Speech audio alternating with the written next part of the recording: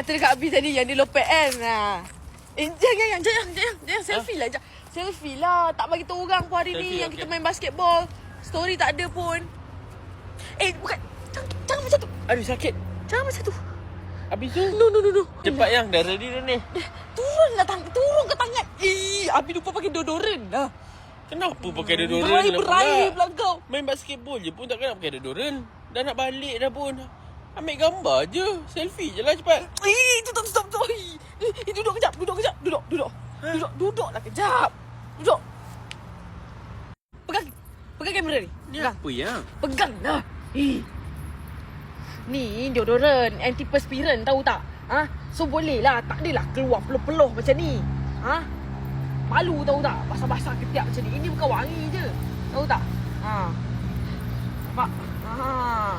So tak ada dah basah-basah dah ketiak kau lepas ni dah. Sebelah sana pula. Okay, selfie cepat. Cepat senyum. Cepat. Yang ni baru boleh. Baru boleh angkat tangan tinggi-tinggi. Angkat tangan. Yeay. So, Abi balik ke? Baru. Turunkanlah.